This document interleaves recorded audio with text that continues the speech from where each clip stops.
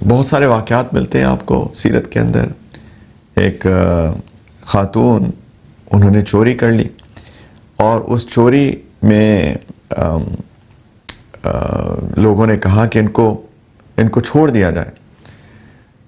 فاطمہ بنت الاسود ان کا نام تھا اور وہ بڑے گھرانے کی تھی، ایلیٹ کلاس میں سے تھی. تو لوگوں نے کہا کہ تو بہت بڑے گھرانے کی ہیں، ایلیٹ کلاس کی ہیں، تو ان کو چھوڑ دیا جائے. تو نبی کریم علیہ السلام نے بہت سنجیدگی سے فرمایا کہ انما اہلک الذین قبلکم انہم کانوا اذا سرق فیہم الشریف ترکوہ، کہ تم سے پہلے لوگ اسی لیے ہلاک ہو گئے کہ ان میں سے اگر کسی شریف زادے نے یعنی کسی بڑے سٹیٹس کے بندے نے چوری کر لی تو انہوں نے اس کو چھوڑ دیا. وَإِذَا سَرَقَ فِيهِمُ الضَّعِيفُ أَقَامُوا عَلَيْهِ الْحَدَّ، اور ان میں سے اگر کسی کمزور نے چوری کی تو اس پہ حد لگا دی، اس کے ہاتھ کاٹ دیے. اسی لیے قومیں تباہ ہو گئیں. اور فرمایا کہ اللہ کی قسم اگر فاطمہ بنت محمد میری بیٹی رضی اللہ عنہ اگر وہ بھی چوری کرتی تو اس کا بھی ہاتھ کاٹ دیا جاتا. یعنی کہ عدل انصاف ہر ایک کے ساتھ ہوگا. یہ نہیں ہو سکتا کہ ایک امیر کے لیے ایک سیٹ آف رولز ہوں اور غریب کے لیے دوسرے سیٹ آف رولز ہوں. یہ اللہ کے رسول سکھا رہے ہیں عدل انصاف کرنا، سب کے ساتھ برابری کا سلوک کرنا. اور بحیثیت جج، بحیثیت قاضی کے نبی کریم علیہ السلام نے فیصلے فرمائے اور مجرم سے نفرت نہیں کی، مجرم سے نفرت نہیں کی، جرم سے نفرت کی. یہ بھی ایک بہت اہم بات ہے کہ ایک بندے سے غلطی ہو جائے اور اس کے بعد جب اس کو سزا اس کے اوپر اس کو دے دی جائے تو کیا اس کو فار ایور اس سے نفرت کی جائے؟ اللہ کے رسول نے فرمایا نہیں. ایک شخص تھے مدینہ منورہ میں، ان سے زنا ہو گیا اور ان کو بالآخر ان کو بہت لمبا واقعہ ہے لیکن اس آخر میں ان کو رجم کی سزا سنا دی گئی. اور جب رجم کی اس سے پہلے نبی کریم علیہ السلام ان کو اگنور کرتے رہے، کیونکہ شریعت کی روح میں اقرار 4 دفعہ ہوتا ہے یا پھر گواہ موجود ہوں. 4 گواہ نہیں تھے.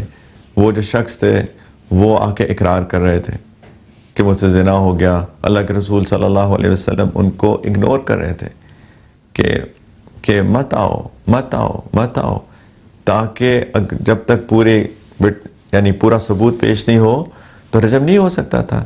تو اللہ کے رسول فرما رہے ہیں اقرار کرتے ہی کیوں ہو؟ نہ کرو اقرار، توبہ کر لو بس. تو انہوں نے اقرار کیا اور جب پورے ثبوت ہو گئے تو آف کورس رجم دینا تھا بحیثیت قاضی کے. اس طرح کے 2 واقعات ہوئے. تو جب رجم کر دیا گیا تو اللہ کے رسول صلی اللہ علیہ وسلم نے لوگوں کو منع کیا کہ اب ان کے بارے میں کوئی بری بات نہیں کریں، ان کے بارے میں کوئی بری بات نہ کریں، کیونکہ انہوں نے اپنے کیے کی سزا پا لی، انہوں نے توبہ کر لی اور اپنے کیے کی سزا پا لی، اب کیوں بری بات کرنی؟ یہ ہے اسلام کا مزاج، یہ ہے سنت نبی صلی اللہ علیہ وسلم. نبی کریم علیہ السلام نے فرمایا کہ اگر کوئی بھی ما من وال یلی رعیتا من المسلمین فیموت وہو غاش لہم الا حرم اللہ علیہ الجنہ. اللہ اکبر. کہ اگر کوئی شخص بھی، صحیح البخاری کی روایت ہے، کوئی بھی شخص جو کہ مسلمانوں کے جو امور ہوتے ہیں ان کے اوپر رولر بنایا جائے، ان کے اوپر حاکم بنایا جائے اور وہ اس حال میں مرے کہ اس نے بددیانتی کی ہو ان مسلمانوں کے ساتھ، ان کے ساتھ دھوکہ کیا ہو، ان کے ساتھ ناانصافی کی ہو، اللہ کے رسول صلی اللہ علیہ وسلم فرما رہے ہیں کہ اللہ تعالیٰ اس شخص پر جنت کو حرام کر دیں گے.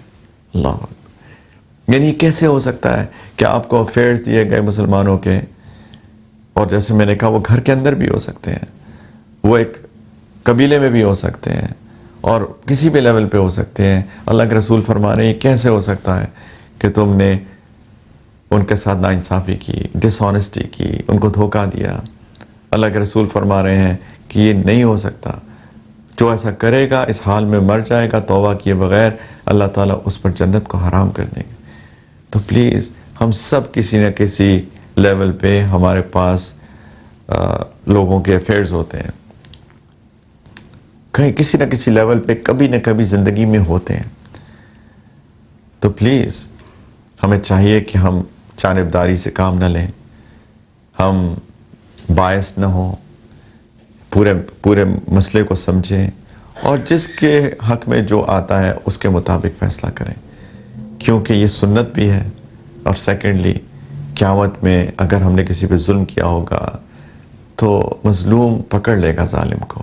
ہم نہیں چاہتے کہ ہم بہت نیک اعمال کر کے جائیں لیکن لوگوں پہ ہم نے ظلم کیا ہو اور ہمارے سارے نیک اعمال وہ مظلوم لے جائیں. ایسا نہ ہو کہ محروم ہو جائے. اللہ تعالیٰ ہم سب کو توفیق عطا فرمائے.